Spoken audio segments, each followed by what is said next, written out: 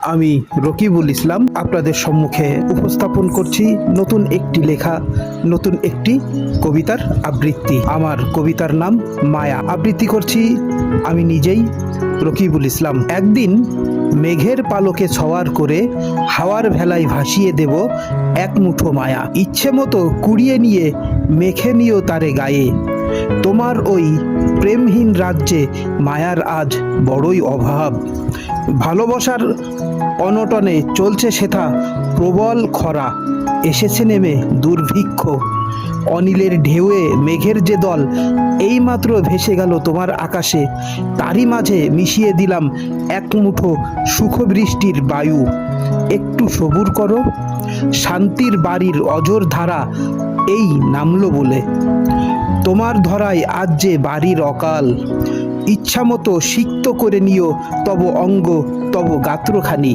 সেই সাথে ধুয়ে যাবে তোমার পৃথিবীর কত শত জঞ্জাল। অতপর বর্ষার রিমঝিম যাত্রার বর্ষণ মুখরতার জ্যোতি টেনে পূর্ব গগনে দর্শন মিলবে দৃষ্টিনন্দন রংধনুর। পশ্চিমের হেলেপাড়া রবির আবির সেই সাতরঙা আবিরে মিশে তৈরি হবে এক অপার সৌন্দর্য। গোধূলি বেলার অন্তিম লগনে সেই আলো গায়ে মেখে ঘরে ফিরো তুমি মনের ভরসে। মন যদি তখন গৃহে ফেরার আকুতি না জানায়, ক্ষতি কি? অকস্মাৎ দেখবে তখন তুমি পাখিদের কিচিরমিচির রবে ঘরে ফেরার মিছিল। অতপর আধার ঘনিয়ে এলে বিস্তীর্ণ বালুচর এক অপরূপ সৌন্দর্যের পসরা নিয়ে বসবে তোমার সম্মুখে। বাড়ি ফেরার অপেক্ষা যদি দীর্ঘ মনে হয়, প্রকৃতির অপার সৌন্দর্য দর্শনে মত্ত থাকা ক্লান্ত তোমারে পথ দেখিয়ে গৃহে নিয়ে যাবে একদল টিমটিম করে জ্বলা জোনাকির দল। সহায়ক হবে সেটা ওই দূর গগন পানের নীলাভ চাঁদোয়া আর অসারিবদ্ধ তারার আনাগোনা।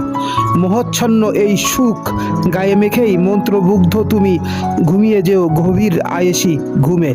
স্বপ্নলোকে দেখবে এসেছে তখন তোমার সারথি।